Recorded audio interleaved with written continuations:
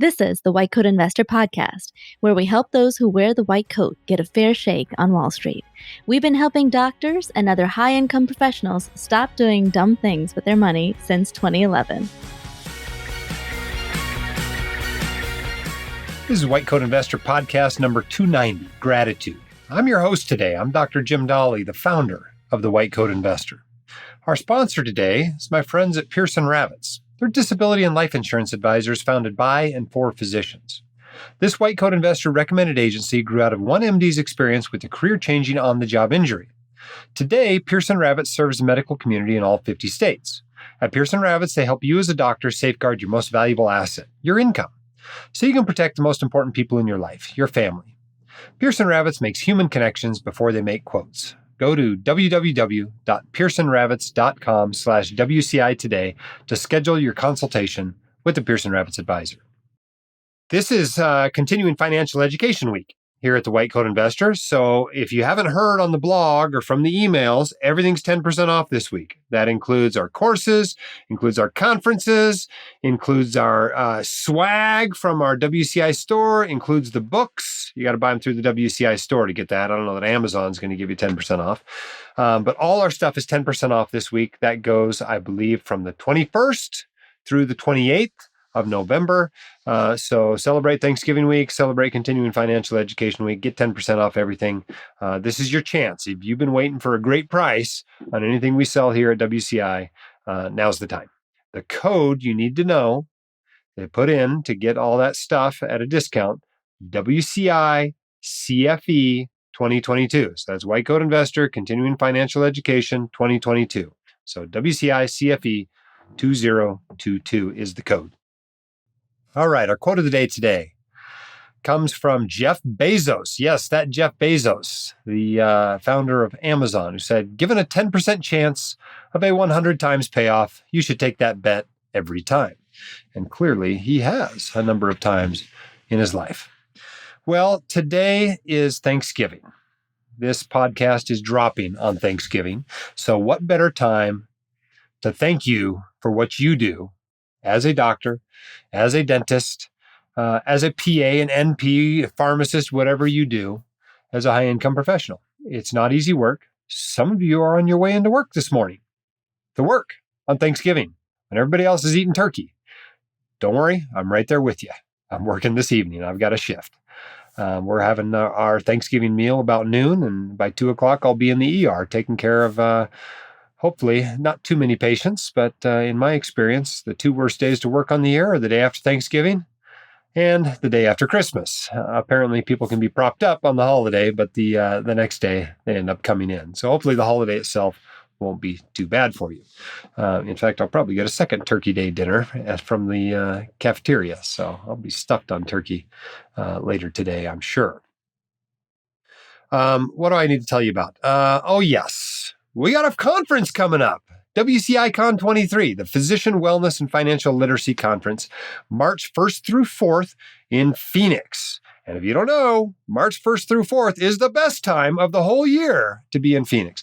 It's fantastic. They've got sun, they've got cactuses, they've got sand, you name it, it's there.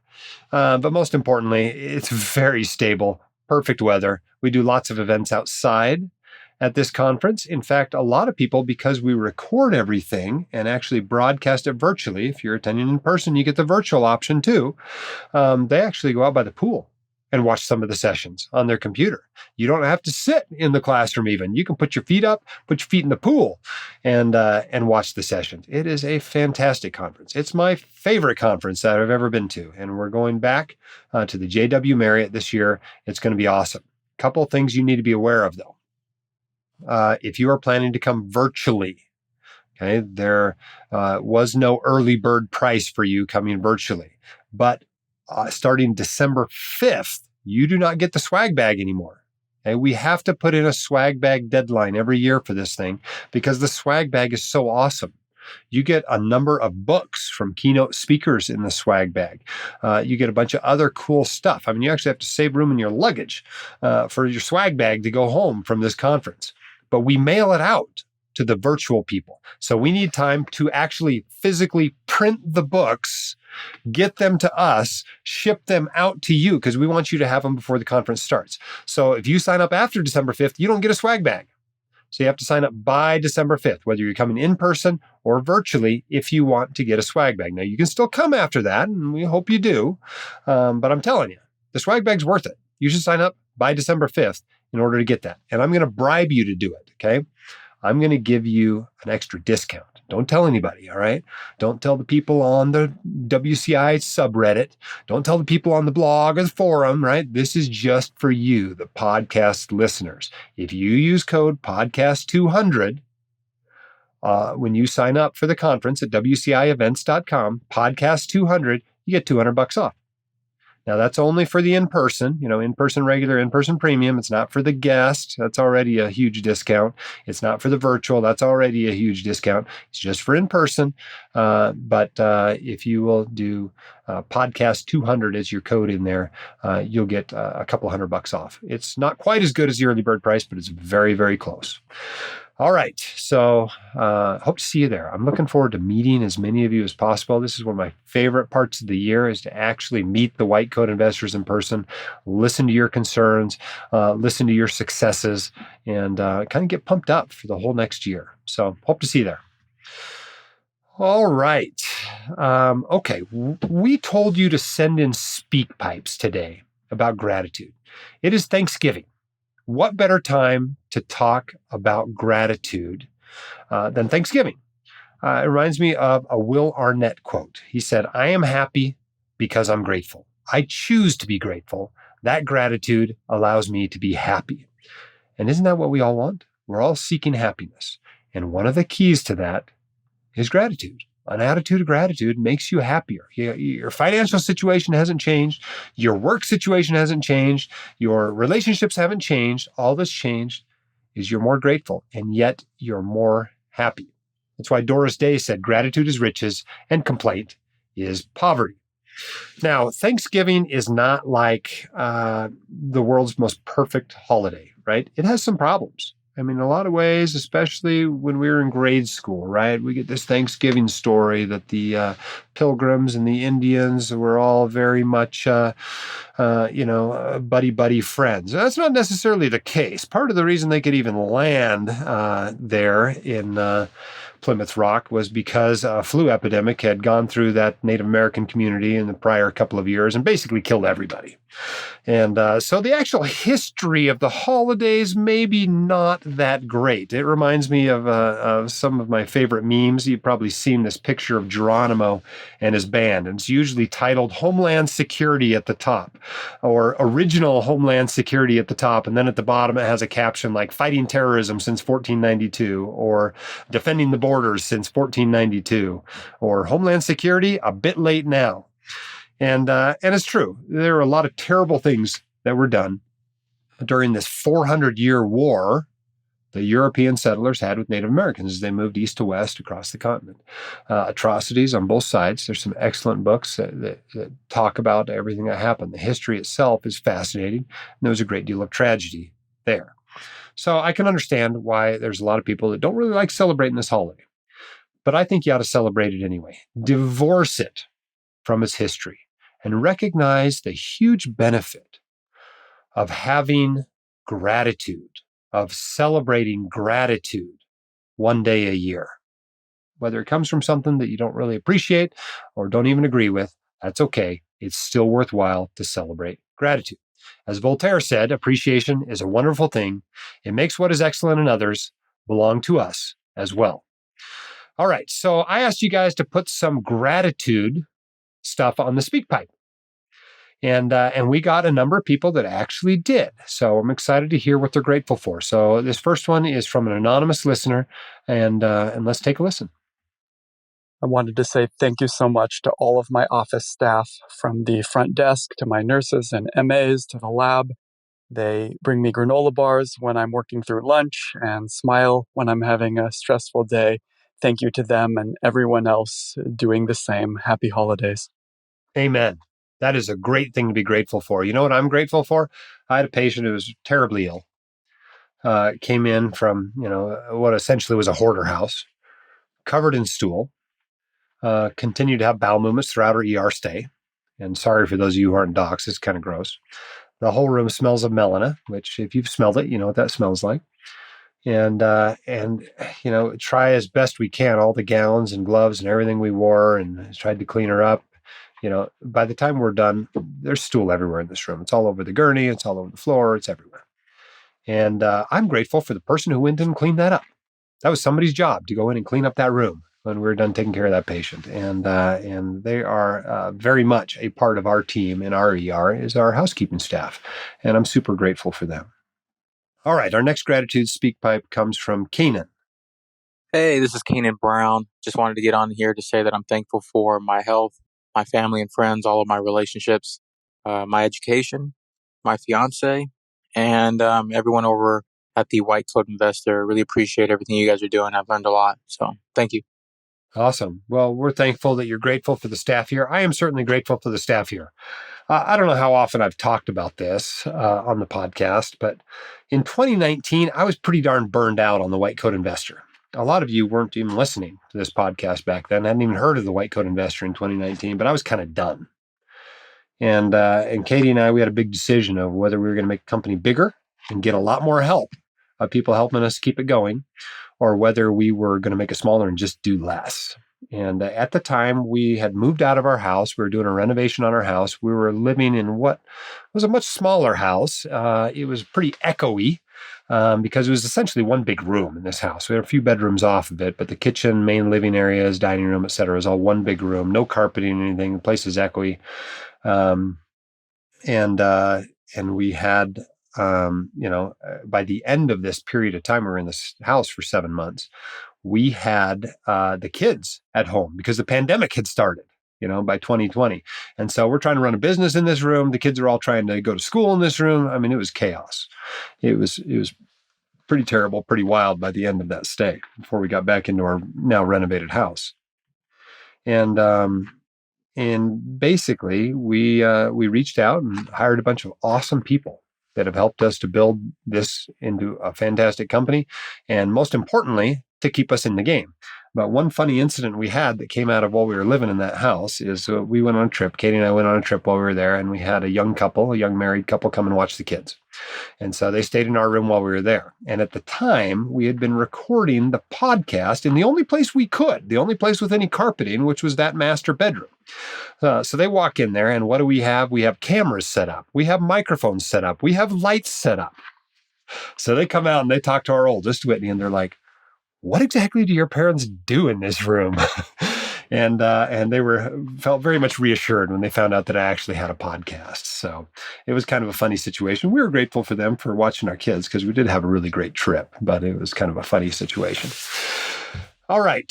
So to break up our podcast today, we've got a couple of interviews. Our first one is with Andrew from studentloanadvice.com. You guys know Andrew. He's been on here a number of times before. A bunch of you have actually had conversations with him. You can always go to studentloanadvice.com and book an appointment with Andrew for about an hour of your time and a few $100. He can make sure you're doing the right thing with your student loans.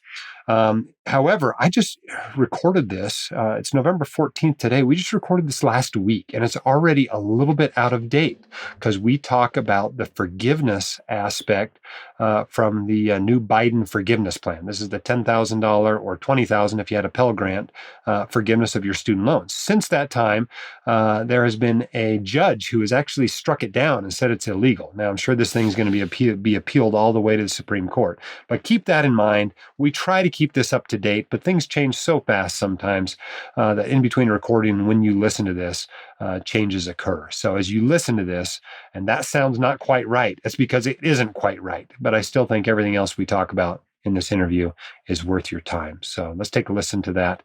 Those of you with student loans need to listen extra hard to it. All right. We got our student loan man, Andrew Paulson from studentloanadvice.com back on the podcast. Welcome, Andrew. Hey, good to be here again, Jim. You're looking very happy. You been on a trip lately or something? I here and there, but I just got done skiing the other day, and I'm really pleased that we're already getting snow in the Wasatch Mountains. Yeah, awesome. Well, we're recording this on November 10th, and indeed, we are looking at a pretty good snow year so far. Hopefully, it helps us get out of our drought. But we're not here to talk about skiing. We want to hear an update. There's all kinds of crazy things happening with student loans. Can you update us on what's been going on lately? Yeah, so as most of you are aware, we just hit this October 31st deadline that was pertinent to what's called the Public Service Loan Forgiveness Waiver. And that was where they temporarily relaxed a number of the rules for the PSLF program, where they were counting late payments, they were counting underpayments. They're even supposed to be counting some payments that you maybe had made before you went to medical school. So all of that stuff kind of wrapped up on October 31st. So that was a big push. And again, that was just for borrowers that were in the public space. And so you had to do this consolidation and submit your PSLF paperwork by that time. But I did want to kind of bring to light as well, there's also this income-driven repayment waiver that was supposed to be more applicable for the masses, the entire 45 million federal student loan borrowers out there. And so this is kind of a run-on from some of the stuff that counted under the PSLF waiver that's going to be counting during the income-driven repayment waiver. But the big difference there was the fact that they're going to be counting forbearance, certain forbearance and deferment. That's that 12 months of a consecutive forbearance or 36 months of a cumulative forbearance or longer. And the perfect example that I saw is a psychiatrist resident that I was working with as a client that got 4 years of credit during their residency as if it were payment towards the Public Service Loan Forgiveness Program. So really what these waivers are doing is they're really helping to expedite your ability to receive public service loan forgiveness or even pursue that 20 to 25 year taxable forgiveness track as well. So there's that, and that's supposed to be implemented, the IDR waiver, by July 1st of 2023. So just know, I know there's a lot of you out there that are waiting to see your payment counts get updated and for them to process all of the paperwork, but that's the deadline there. I also wanted to mention that they are trying to bring some wholesale changes to the Public Service Loan Forgiveness Program that is based on some of these temporary, relaxing of the rules, whatever you call it, under these waivers, where they're starting to try to really count periods of time when you were in military forbearance or, you're on active service duty. And the other is when you switch repayment programs, or if you're recertifying, sometimes they will put your loans into what's called administrative forbearance. They're trying to start counting those as well, because typically they put your loans into this administrative forbearance for 2 months and you don't get credit for those. So that means 2 more months likely that you're going to have to pay at a higher level of income, which is a pain. So there's that, and they're going to start allowing you to make payments they have already implemented where you can make a lump sum payment up to your next recertification date, or you can just make your monthly required payment, but they're also going to implement installment payments as well. So this is key for those of you that are getting loan repayment assistance. Maybe it's from the VA, maybe it's from the NIH, NHSC, or anything to that effect. This should help allow you to kind of double dip on those different repayment programs. And then, the one other point that I wanted to highlight is they're trying to change the employment requirement for public service loan forgiveness. And bear in mind, this is supposed to be implemented by July 1st of 2023. It's not going to be from now until that point, but they're going to continue to discuss this, where they're going to simplify the employment requirements from, you had to be working full-time down to 30 hours per week. And it was kind of tricky because sometimes you're working 30 hours a week, but you're not considered full-time. And so your employer wouldn't sign the form. Well, now they're going to remove that so that it's only 30 hours per week that you have to work, whether that's full-time or not. It's just a very clean and simple 30 hours per week. And the one other point is you have to be employed by a nonprofit or a 501c3 to do the Public Service Loan Forgiveness Program. They are trying to change this. And it's Wow. particular to healthcare providers that are working in particular states that are not allowed to be directly employed by nonprofit hospitals. This is those working in California and Texas. You'll hear about Kaiser all the time. So they're trying to change that as well. And that could change the paradigm for public service loan forgiveness, wherein you could be working at private group or a private organization that's contracted with a hospital and still get credit for PSLF. So that's a huge thing that we're still kind of trying to wait to see what happens. But those are the big things. And then the other is we're going to have to make payments in January again, right? The pause is, I believe, over, right? And that they're not going to continue to extend this. So if you haven't made plans on your repayment program, on what you're going to do, now is the perfect time to get that set up so that you're in auto pay come January. Yeah. Now, a lot of people, we talked, I don't know, a year ago or so, and people were still in the 0% mode, right? They'd been taking these 0% payments or non-payments, whatever you want to call them, having them count. And some people had said, well, what if rates go up? Maybe I should refinance now when I can still refinance to 2% or 3%, even though I'm giving up my 0% for the next few months or whatever. Now rates are a little higher. So what was the right move? Did those people do the right thing that refinanced 6 months ago, or were they better off holding on for the 0% now? Yeah, and to add another thing in there as well, it's then the $10,000 to $20,000 of student loan forgiveness, right, that we haven't touched on, kind of got into the mix. But what I was seeing was attendings that I was working with in January and February, they could refinance their student loans from the 6 or 7 federally, what they were, to 1% to 2%. And we cannot get close to that. Today, it's 4.5 to 6-ish is the range right now, with them getting raised. I think it was last week, and I know that there's another rate hike that's probably anticipated this coming December. So if you were in the camp where you were positive that you were going to refinance, maybe you should have done it earlier, right? And you could still do it now before rates go up. Where this really benefited you was if you're in a situation and you're in a job that qualifies, right, for the public service loan forgiveness program, and you weren't going to refinance it. So there is definitely some people that are probably hurting a little bit because they could have locked in those lower rates back then and then skipped on the 0% interest that they've had this year. Yeah. Still 4.5% beats 6.8%. Yeah. Totally. There's still savings there for sure. Plus, you get the cash back, and we're still giving out an online course at the White Coat Investor for those who refinance through our links, which you can go to just on the main page there. If you go to our recommended tab, you'll see student loan refinancing under that. So it's still an option, still works for lots of people, particularly those with private loans. Private loans you can refinance early and often. They're never going to qualify for public service loan forgiveness. So what do you think about the possibility of this really going through, that people who work for a private group that contracts with a non-private, with a 501c3 hospital? You think that'll really go through? What's your gut sense?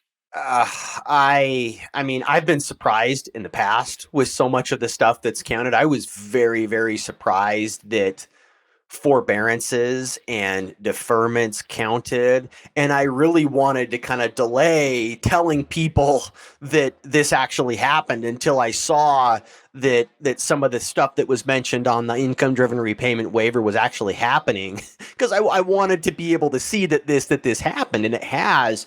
So I'm still in the camp where I don't know if they're going to allow that, because then it gets very, very complex to what are the states that don't allow hospitals to hire certain, healthcare providers, physicians, whatever you call it, right?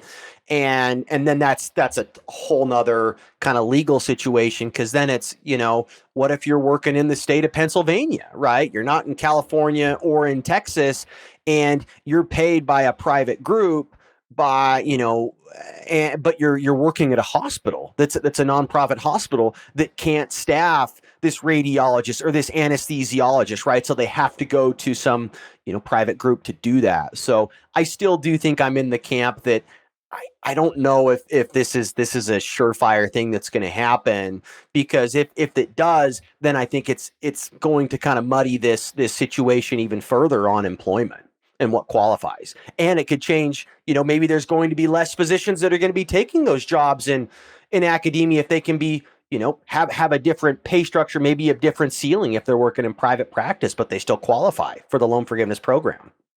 Yeah. The problem is they change the rules so quickly sometimes, and our careers, we have to plan them so far out in advance that it's hard to make all the right decisions, especially when things are changing so quickly all the time. And of course, there's also the pushback from the people that are like, well, what in the world? Why didn't I just go on a deferral in residency? Why did I make these IDR payments? I was trying to do the right thing, and now this guy who didn't do the right thing is being rewarded for it. Right. That's very much a lot of pushback that came, even with just the $10,000 in forgiveness. That politicians heard about that. They're like, "What the heck? I paid off my student loans, or I didn't go to college, because I couldn't afford it, and now these guys get $10,000 in free money." So I think there's always that risk of a pushback keeping it from changing as well. Yeah. But at any rate, good to have you on again, Andrew. For those who need some help with their student loans, if you need help with the student loan plan, you need someone to help you run the numbers, decide what IDR program to be in, decide whether to go for public service loan forgiveness or not, decide when to refinance, decide how to file your taxes to maximize your forgiveness. These are all the issues that Andrew deals with all day long. So you can sign up to have a consultation with him at studentloanadvice.com. Thanks again, Andrew, for being on the podcast. Thanks, Jim. See you soon. All right. Hope that was helpful. Remember, as I said before this interview, that $10,000 forgiveness is currently on hold at best. It's been struck down by a court. If it gets to the Supreme Court, it may not get through. It's a pretty conservative Supreme Court right now. And there's a lot of conservatives that are not happy about public service loan forgiveness, much less this new forgiveness program, the Biden forgiveness program, for lack of a better term. All right, so let's listen to Elizabeth. She has called in with a gratitude speak pipe. Hi, Dr. Dolly. Right now, I am currently thankful for a healthy mind and a healthy body, and that I have a healthy family that I get to spend time with. All right, health. Health is so valuable, right? It's interesting. In personal finance, we talk about so much about money, right? We're trying to get more money. We're trying to build money. We're trying to have more money, not run out of money in retirement. Money, money, money, money, money, money. But the truth is, once you have enough, the limiting asset on your life is no longer money. You have enough. It's now time. And there is no way to get more time. You cannot go to work and trade your time for time. You can't get it. In some ways, you can trade money for time, but even those are limited. You can pay somebody to clean your house and somebody to shovel your driveway, right? You can get a NetJets subscription instead of riding with the rest of us in the cattle car, save yourself some time on travel, those sorts of things. But for the most part, you only get so much time on this planet. And it's hard to enjoy that time when you don't have good health. So health, time, those become the valuable commodities as you build wealth. Those start mattering a whole lot more. All right, our next one comes from Andrea, one of those, I'm not sure. Let's take a listen. Hey, so this year I am really thankful for my health. I've recently had some friends who have been diagnosed with different medical issues, and while I've watched them struggle through that, it has reminded me more than ever to be grateful for the health of myself and my family and to not take it for granted.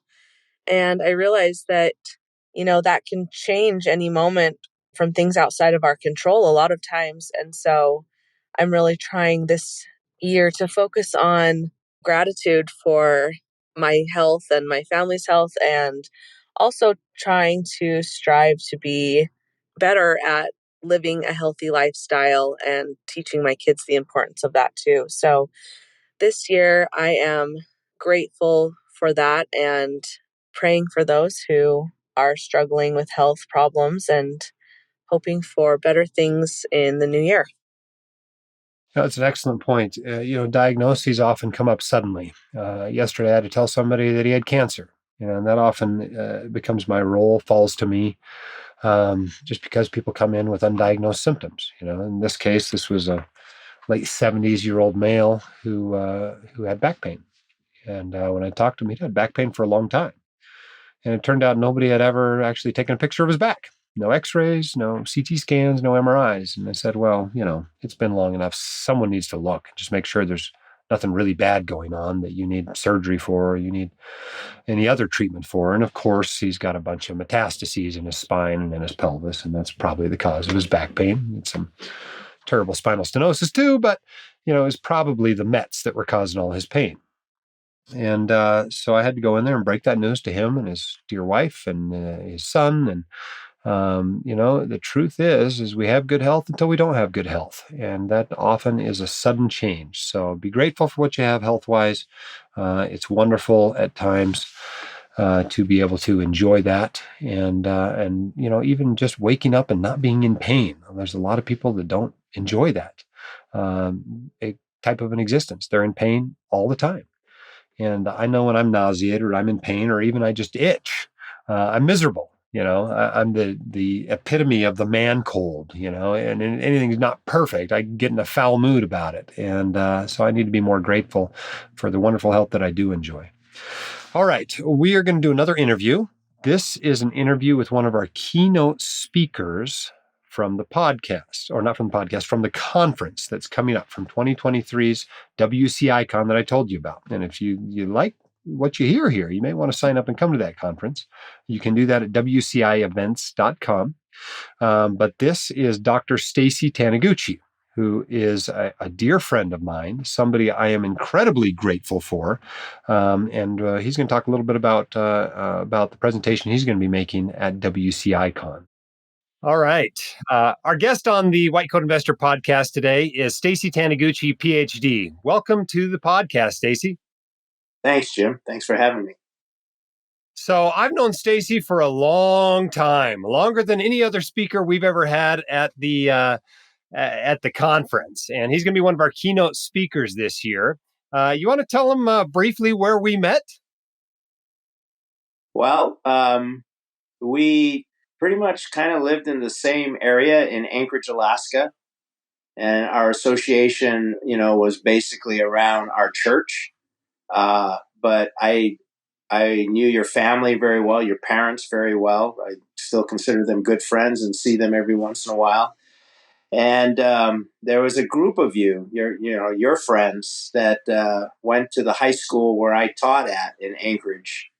And I think I taught most of you, probably coached some of you, even though I know you were kind of more in the hockey scene and those kind of things, and I was more in the running scene. But we did quite a bit together, including climbing Denali together. Yeah. So yeah, we go way back. But what's interesting is and the reason you're coming to speak at the conference is kind of what you've done since then, since we knew each other when I was a kid. And after you finished your high school teaching career, you launched another career. You went off and got a PhD in essentially education leadership. And tell us about what you've done with your career since that time. Well, I spent 4 years at a university here in Utah called Brigham Young University, earned my PhD. And fortunately, I was right at the right place at the right time. They were looking for a professor that could fill a position in a department called recreation management on campus. Eventually, that department was moved to the Marriott School of Business, and we kind of reinvented ourselves. But recreation is all about experience. And because my research and my studies were in an area called experiential education, we ended up becoming the Department of Experience Design and Management. So I taught there at BYU for 15, 16 years as part of my second career, and eventually retired in 2019. Awesome. And tell us a little bit about what you're going to be talking about at the conference. Well, I have spent probably most of my adult life either guiding people around adventures around the world, or I've been teaching. And in that combination, I had lots of experiences where I began to see that there are people in this world that are really thriving and enjoying life and really making the most of the opportunities that they have. And I've met some people who have really had some situations in their life that have kind of caused them to be more in a state of mind of enduring life, just kind of living day by day, hoping that tomorrow might be better than yesterday, and et cetera, et cetera. And I just began to realize, you know what? I need to find out why the people who have this excitement in their life, thriving in their life, uh, wanting to just live each day to its fullest, and they see life full of opportunities. They really look at it in that way. So a lot of my research while I was a professor was around what I call what makes meaningful experiences in life. And in that process, I began to find that there are things that you can actually do in your life that can enhance the opportunities, make you wake up to the fact that your life is full of opportunities, and you should try to take advantage of it. So it's really trying to help people understand that this life is meant for you to thrive. So figure it out and let me help you, I guess is the bottom line. Now, early in life, you did something that most people have not done in their lives. You made a list, and you're careful not to call it a bucket list, but you made a list of things you wanted to do in your life. Tell our listeners about this list. Yeah. So I was born and raised in Hawaii, the 50th state. But I lived on an island, Molokai, which probably most of your audience hasn't been to, maybe hasn't even heard of, but it's one of the 8 islands in the chain. And our family came across, they subscribed to a magazine called Life Magazine. And I came across one of the issues and saw an article about a gentleman who had made a list of the things he wanted to do in his life. And he didn't call it a bucket list. And I tell my audiences, don't call it a bucket list. A bucket list is what you make, in preparation of death. This was a list to live, to live a life to thrive. So I call it the Thrive list, or the list to thrive. And I just started putting things down that I felt like, I'd like to do this. I'd like to see this. I'd like to meet people, whatever. And I tried to make it as specific as possible. And that kind of became my roadmap as I kind of live through life. And because I've written them down, I've really found that when an opportunity comes along, I try to take advantage of it. I find myself not making decisions based on the fact that, well, I don't have the time to do that right now, or I really can't afford to do that right now, or I don't have friends to go do it with. When the opportunity comes along, my attitude is more like, wow, that's on my list. I may never have this opportunity again. I should take advantage of it. So give us some examples of some of the things that you put on your list. A lot of it, I'm sure many people would put certain things down. Like when I was young, one of the things was I would like to go to college and graduate with a degree. So, it can be pretty much what everybody else probably wants to put down on their list. But I've had other things like I wanted to build my own house. So I ended up doing that in Alaska and ended up living in it for like 15, 16 years. Um, I wanted to learn how to fly. So there were opportunities came along. My original idea about wanting to learn how to fly was obviously to fly a motorized plane. But in that process, I took advantage of learning how to hang glide. And then eventually went on to get a pilot's license. So it's things like that. Awesome. And when you look at the list, what percentage of your list have you found that you've accomplished already in your life? Well, over a period of about 10 years, the list kind of grew to about 100 items. And there's a reason why it took, a long time to come up with these things. And uh, in the presentation that I'll give in the conference, I'll explain some of the things that you have to consider in order to put this list together. You're just not just throwing anything and everything on the list. So my list after about 10 years came out to be about 100 things. And back, I think it was around 2017, I finally checked off the 100th thing. So my list is done as far as what I originally, created. Awesome. Well, congratulations on accomplishing that. That's pretty impressive to have designed a life in advance and then lived it. And I'm looking forward to our audience, the white coat investors, to learn from your wisdom, to learn from this approach that you've taken to life, and to really grab the bull by the horns and take from life what the most that you can get out of it and what is going to bring you the most happiness and the most long-term joy. So congratulations to you on that. We are excited to have you at the conference. The conference, for those who have not yet heard of it, you need to listen to more podcasts if you haven't, first of all. But for those who have not heard of it, you can still sign up to come to the conference. This is the Physician Wellness and Financial Literacy Conference. It's March 1st through 4th in Phoenix. And you can go to WCIEvents.com and sign up for that. You can come in person. You can come virtually. We'd love to have you. You can meet Stacy. You can meet me. It's going to be an awesome conference. Thank you, Dr. Taniguchi, for being on the podcast. Thanks, Jim. Appreciate it. All right. I hope you enjoyed that. I have a lot of stories with Stacy. We've spent a lot of time together. We've climbed mountains together, including 20 days we spent on Denali. And I can remember one time he was kind of mad at me. I'm a 17-year-old kid. I'm about to turn 18, right? And we're in a snow cave. And, there's, 3 or 4 of us younger men in there. And this snow cave has settled a little bit. We probably only got 6 inches of air above our heads while we're laying in the snow cave. And we're at 16,400 feet on the west buttress of Denali. We're literally on a ridge, dug into a ridge in a snow cave. You go off one side of the ridge, you fall down 3,000 feet. You go off the other side of the ridge, it's 2,000 feet down. And the wind is howling. I mean, it's 80 or 100 miles an hour of wind. You do not go outside except to go number 2. That was the only reason we went outside for days. We were there literally for 4 days, dug into this snow cave. And he was annoyed at all of us probably for not helping out with whatever needed to be helped out with, probably doing some cooking or some melting snow or something like that. And he sticks his head in the snow cave and yells at us and told us what we ought to be doing, which was true, of course. And it's one of the great memories I have from that trip is him poking in, and we'd just been sitting there dawdling the time away because the wind's blowing 90 miles an hour when things actually needed to be done. And I think about that a lot with my kids because my kids dawdle a lot when things actually need to be done.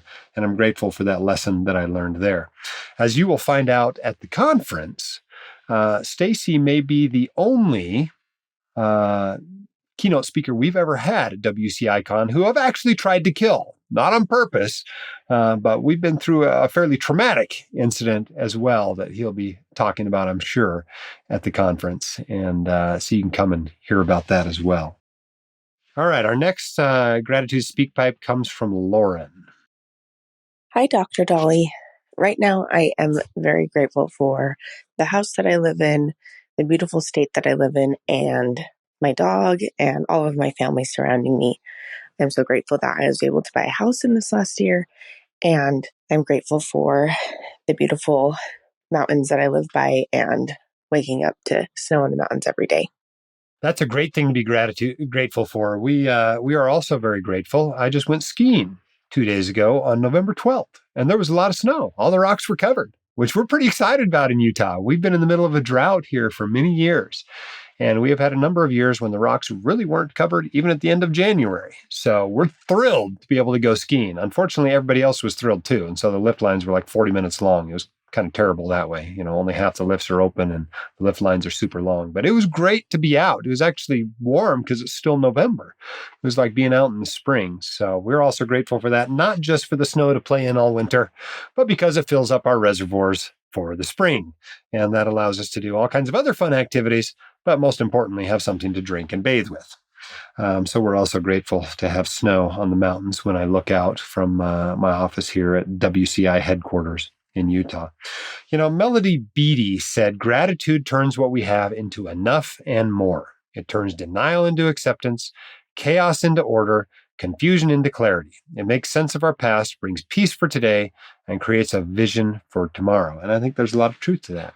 Having an attitude of gratitude changes you from a scarcity mentality into an enough mentality. When you focus on other people, you're grateful for what you have, you focus on other people, and it brings even more happiness into your life. Another one of my favorite gratitude quotes is actually a Vietnamese proverb that goes, when eating fruit, remember the one who planted the tree. There's always somebody who came before, and you are enjoying the benefits of their work, of their sacrifice, and really should take the time to kind of count your blessings. Willie Nelson said, when I started counting my blessings, my whole life turned around. And one of my favorite quotes as well on gratitude is from Robert Brault, who said, enjoy the little things, for one day you may look back and realize they were the big things. I think a lot of truth to that. Our next speak pipe is from Tyler, who is near and dear to the hearts of all of us here on the WCI podcast team. Hi, Dr. Dolly. I'm hopping on to share a few things I'm thankful for this year.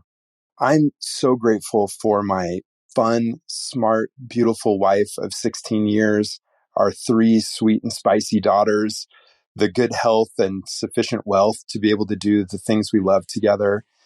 I'm grateful for my 97 Camry that runs perfectly and never lets me down. I'm grateful the Salt Lake area ski resorts are open before Thanksgiving this year. I'm thankful for democracy, the right to vote my conscience, and for all those over the years who have sacrificed to uphold those rights for me. I'm grateful for my mom, who gave up so much so that I could reach my full potential despite challenging circumstances in our life. I'm grateful to you, Dr. Dolly, and the whole team at the White Coat Investor, whose platforms have transformed my life in ways I never could have imagined.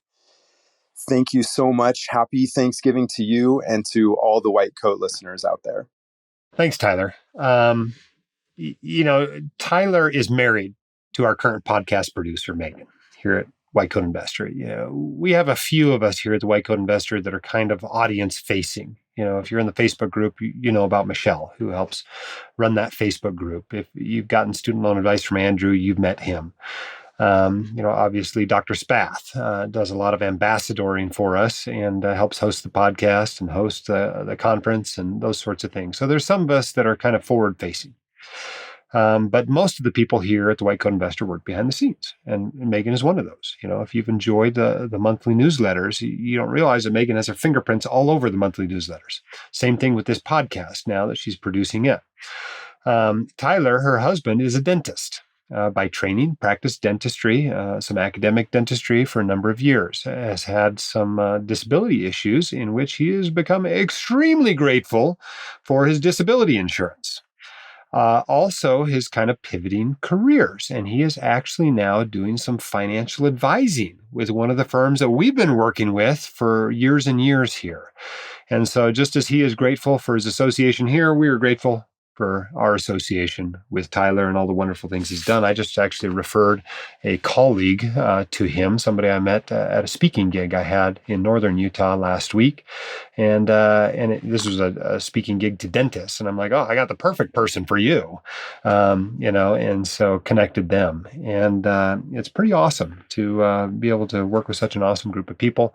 And I include not just the WCI staff, but all of our partners that are out there. These are people that we refer people to for, whatever need they might have: insurance, financial advising, tax help, student loan refinancing, whatever.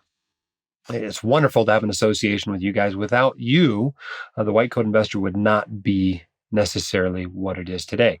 And this obviously also extends to the audience, to you guys. Without you, there would be no White Coat Investor. I mean, in reality, the White Coat Investor is not me. It is you. You are the White Coat Investors. You are who the blog, and particularly the podcast, is about. And the whole point of it is to serve you better, to connect you with the good guys in the industry, to give you a fair shake on Wall Street. That's what we're doing here. That's what the White Coat Investor is all about. And I'm grateful for you because the opportunity I've had to serve so many of you has brought richness in my life in more ways than one, both literally and metaphorically. It has dramatically enriched my life to be able to serve you here at the White Coat Investor. So I hope you have a fantastic Thanksgiving. Whether or not you agree with the politics of Thanksgiving, I hope you will take a day this year to be grateful for what you have and let that bring happiness into your life. Our sponsor for this episode has been Pearson Ravitz, disability and life insurance advisors founded by and for physicians. They are a white coat investor recommended agency that grew out of one MD's experience with a career-changing on-the-job injury. Today, Pearson Ravitz serves the medical community in all 50 states. They help you as a doctor safeguard your most valuable asset, your time, so you can protect your most important people in your life, your family. Pearson Ravitz makes human connections before they make quotes. Go to www.pearsonravitz.com/WCI today to schedule your consultation with a Pearson Ravitz advisor. Don't forget, if you want to come to WCI CON 23, you want to sign up before December 5th. Okay? You get the swag bag if you do that. Also, if you use code podcast200, you get $200 off your in-person trip there. You can sign up, WCIEvents.com. Thanks for those of you leaving us 5-star reviews and telling your friends about the podcast. Those reviews actually help us spread this message of financial literacy across physicians and other high-income professionals. In this case, PAs. Our most recent review from K2 Utah said, thank you for your recent episode featuring PAs. It is nice to hear how different professions are finding ways to succeed in money. I've benefited from the White Coat Investor content for many years, both on the website and the podcast. Well, thanks for that kind 5-star review. All right, happy Thanksgiving. As you listen to this, I'm in the ER. Wish me luck. And hopefully it's a great weekend at the hospital, and we can help as many people there as we're helping here on the podcast. Keep your head up, your shoulders back. You've got this, and we can help. See you next time. The hosts of the White Coat Investor podcast are not licensed accountants, attorneys, or financial advisors. This podcast is free entertainment and information only. It should not be considered professional or personalized financial advice. You should consult the appropriate professional for specific advice relating to your situation.